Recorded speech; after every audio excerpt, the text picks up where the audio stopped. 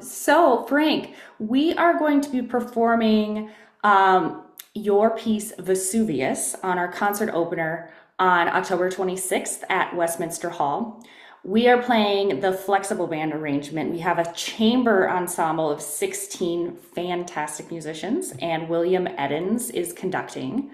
Um, this really kind of one of the highlights of the program, if you ask me.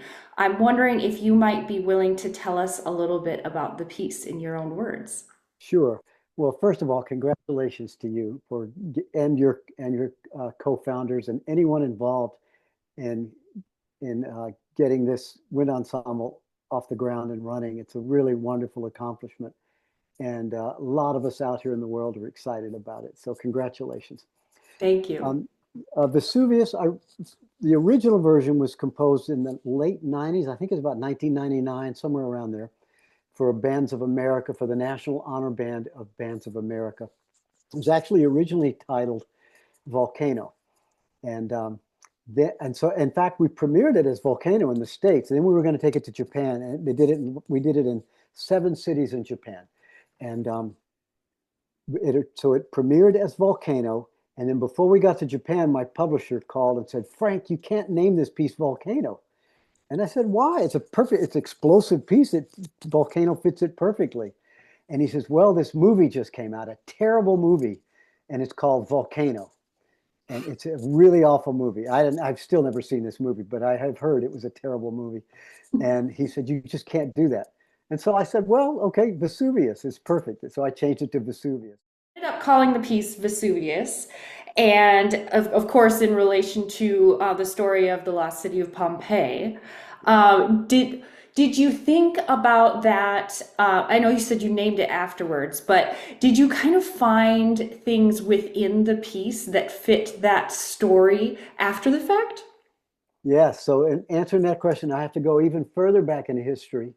Before it was Volcano, when I was composing it, I was thinking about calling it Bacchanalia or Bacchanal, which is these ancient Roman festivals. They're sort of like an ancient Roman version of Mardi Gras, if you will, way back in ancient Rome. And these Bacchanalia got so wild that some emperor finally banned them. They just got too crazy, just drunken, just too wild.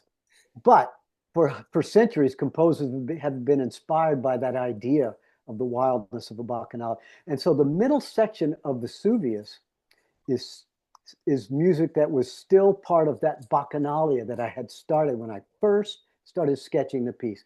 The middle section with the oboe solo, it's lyrical and it's kind of sultry. I'm imagining some people dancing, and then all of a sudden the trombones come in and interrupt it all, and it gets fast and violent again.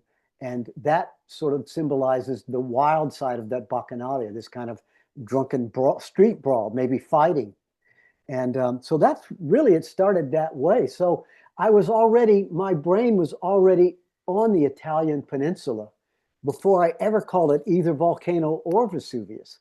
So when I got rid of Volcano, I thought, well, I had already started in Italy as an inspiration, ancient Roman pump, around there.